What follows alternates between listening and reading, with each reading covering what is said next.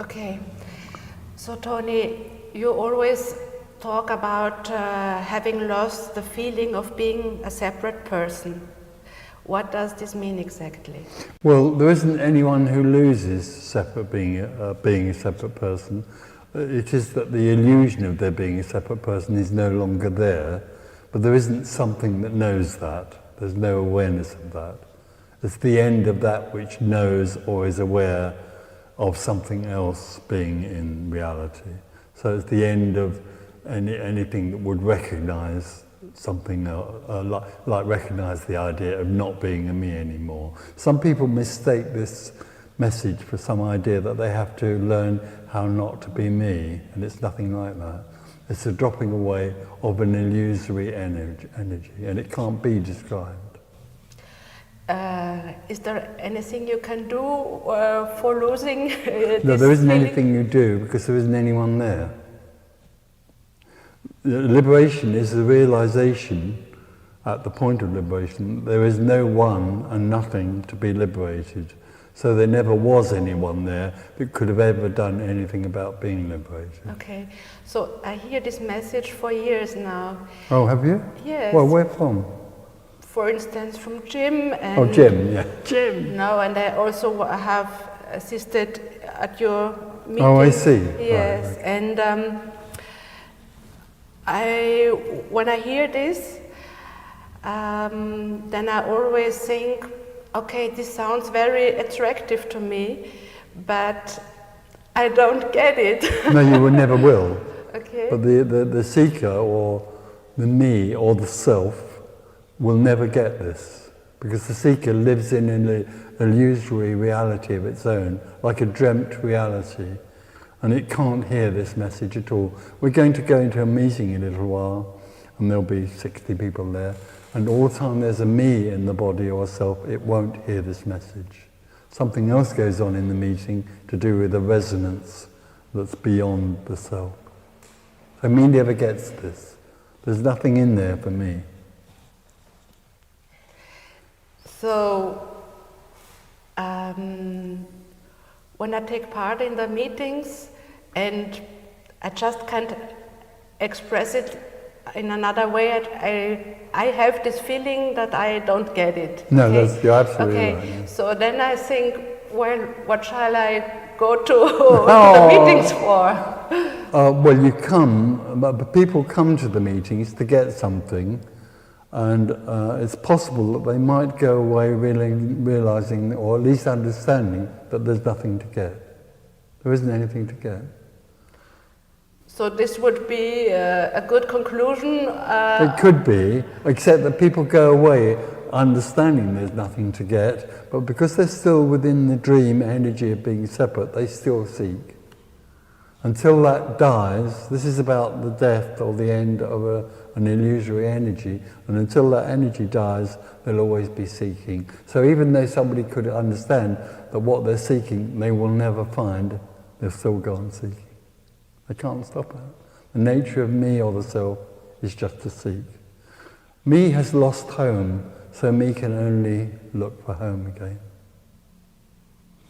So this is a kind of energy that will always go on seeking. Yeah. It's a contracted energy that seems to have lost something. It seems to be in a lost dream of its own, in which everything that arises is separate and dissatisfying. So there's a constant seeking in me and the self to come back home. But me and the self can't come back home. Until me or the self dies, it still will go on looking. So if you have lost this feeling of being a separate person, when this energy, this contraction has come to an end, in what way are you feeling different? No, there's no one left. Liberation is the end of that which experiences life, or thinks it knows that life is happening. So it's the end of anything that would know anything in terms of knowing there's no self. It's the end of an illusion, and all that's left is indescribable. It can't be described, what's left. But there isn't anyone in it. There's no one that has it. There just is what is. That's the nearest words I can get to it is, that's all that's left is what is and is not. It's a mystery. It's the mystery that everyone has sought for thousands of years and talked about. But it's the one mystery that can't be known. I always think, what does it have to do with my life here and now when I hear this message, and I feel that I just don't get it anyway. No, it has nothing to do with your life and everything to do with it. As a separate person, you think you live your life. You dream that you choose to live your life in a certain way, and that life is happening to you. Life is happening to the me. It's happening to me. I'm experiencing life.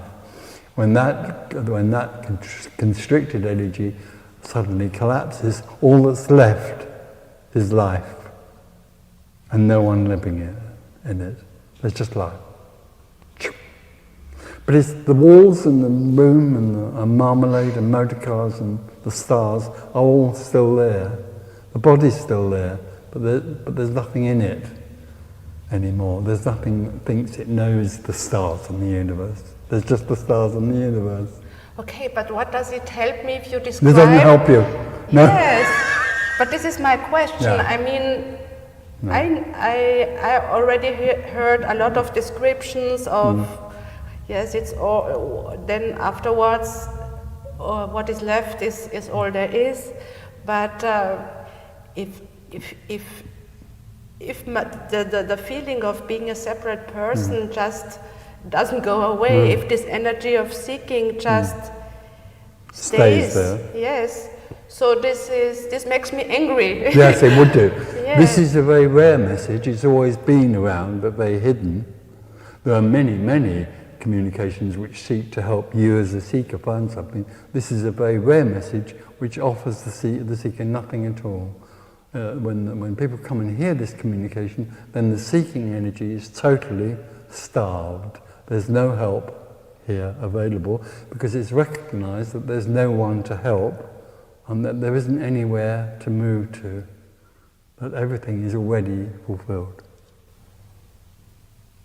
So if everything is already all right, would you say it like this? Well, because I don't feel like this. No, you wouldn't, because you feel that everything isn't all right or fulfilled, because the seeker is living in a separate dream in which nothing is fulfilled. Everything is unsatisfying. What's being suggested here is that it's possible that energy of separation can suddenly simply dissipate. What goes on in there is not about what is said. It's what goes on in there, or here right now, is there's an energy that arises, which is the boundless energy of beingness, and it meets a dreamt energy, which is a contracted energy, and it's possible, not guaranteed, it's possible that contracted energy, but that's beyond words. So the most powerful thing that goes on in there is beyond words. It's energetic.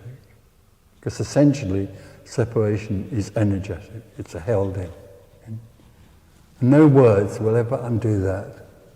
There's no me. It's an illusion. They're just words. But what can suddenly, apparently seem to happen is the evaporation of that contraction into the boundless freedom, which can't be described or known. So are you saying that when people come and take part in your meetings, it's more likely that this contracted energy will explode? It's possible, but they aren't my meetings, and this energy has nothing to do with anybody. There isn't somebody here that has that energy. There just is no one here anymore. There's nothing here in terms of separation. There's just no thing. There's boundlessness. But it isn't my boundlessness, it's just boundlessness. All there is in this room is boundlessness, but that which is contracted comes and says to the boundless, I feel contracted. And the boundless says, well, you don't need to, it's an illusion. Now, it's possible that in some way or other, those words can dislodge an idea about being someone, but also the most powerful thing that's going on right now is that contracted energy can simply melt into the whole. But it doesn't have to be at a meeting, it can be down at the bus stop in Vienna. It doesn't, because everything is only the boundless already. And when in the meeting I say to people, or this says to people, look, there is only the beloved. The beloved is speaking to you right now. The way you sit, what you feel, what you hear is the beloved. It's never left you. So you don't need to go anywhere to find it. That's amazing. And sometimes something resonates with it. There's a resonance. Oh, so it's not after I've meditated or purified my mind or done self-inquiry. It's none of those things. It's here already. It never left. I've been rushing around looking for it. And it's here. That's amazing. It makes me angry to hear you saying this, because I just have yes, it makes a lot of people angry. Yes. Lots of people get very angry about this message, and a lot of teachers or parent teachers who try to help people do not like this message at all. I think it's not compassionate. It's so sweet. It has no compassion. It's the only compassion. The only compassion there is that which destroys the illusion of separation, of imprisonment. That's the only compassion.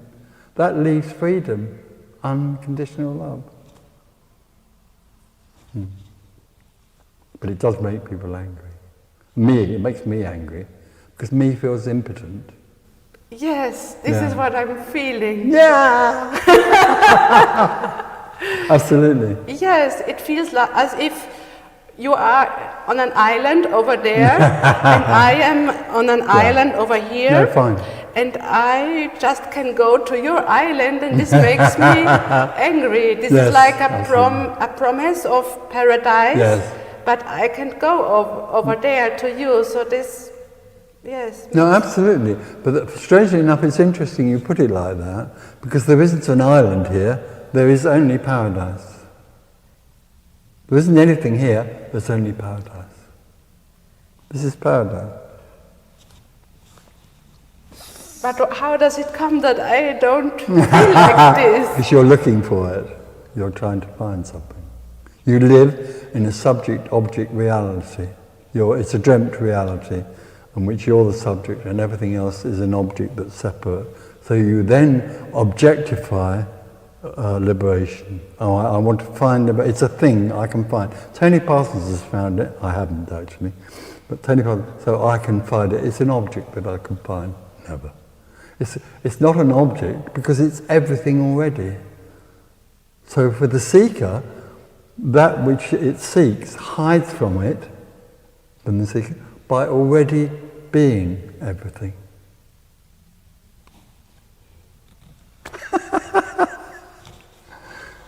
Can't be found because how can it be found if it's everything already? How can you find it if it's everything?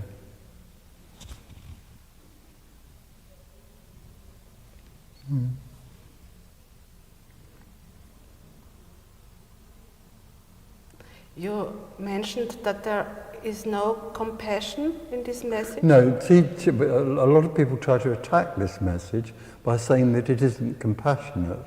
But I think the sort of compassion they're talking about is what I call more of a complicity to help people in their dream, to have a better dream.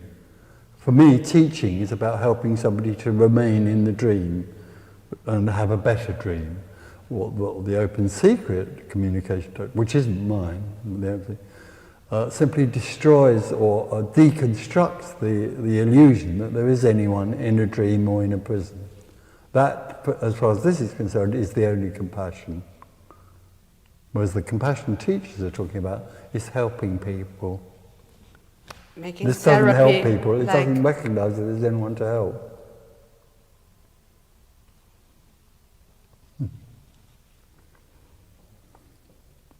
So, during the meetings, in what way are you helping the people to wake up from this? That is absolutely what I'm saying. There isn't anyone to help wake up. all that's happening here is the exposure of the illusion that there is such a thing as a seeker that's real, that can find something else called liberation that's real. This is exposing the absolute fallacy of that idea. And if people can't hear the They go on message, seeking, getting angry.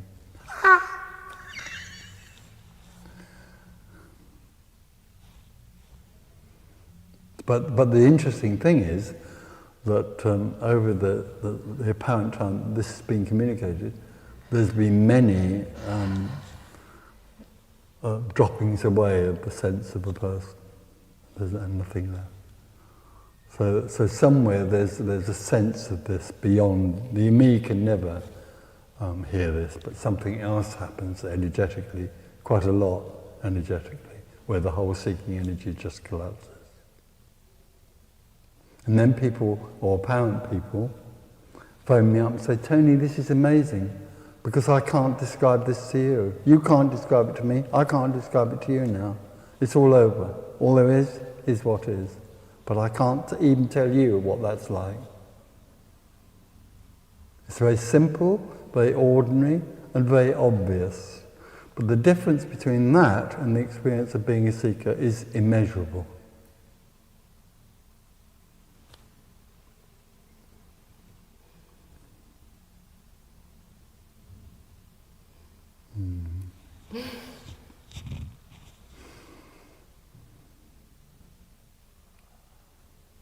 In what way are you living differently since this happened to you? In that I'm not living life. Life is just lived. There's no one in here doing it. There's no one in here sitting right now. There's nothing in here that's responding to this out of anything that's held or known here. This is speaking out of nothing. It's not speaking out of anything that's known or held on to. So living is, all there is living, happening, apparently.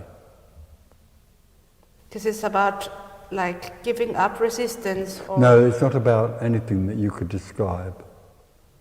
It's not about acceptance. You know, some people talk about, oh, come and accept that you are one, or be open to the idea. And that's something else that the seeker would have to do and is totally incapable of doing.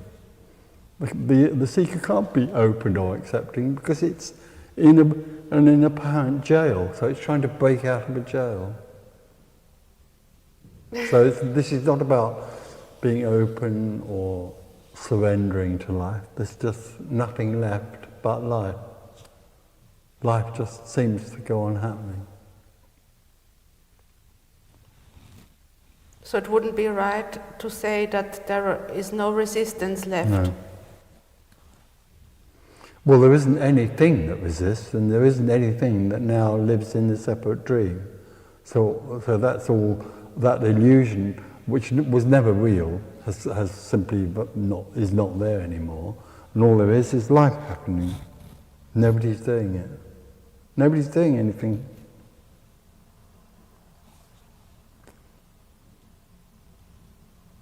It's freedom, but not for anyone.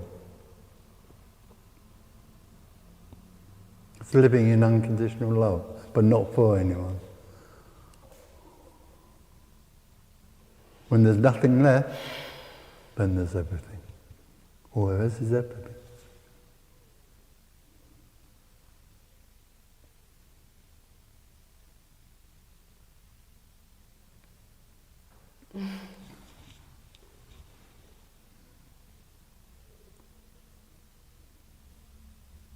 Yes, it makes me sad because I feel like I don't get it. Every time when you are talking about it, or Jim, you won't get it. You'll never get it. Unconditional love will in a sense continually deny that which seeks it. So that which seeks it lives in continual disappointment. Not always, but invariably, and sadness. Until suddenly that which lives in that sadness collapses into the arms of unconditional love. This is about death. It's not about being a better person or meditating more or being peaceful. It's about death. It's the end. This is the end.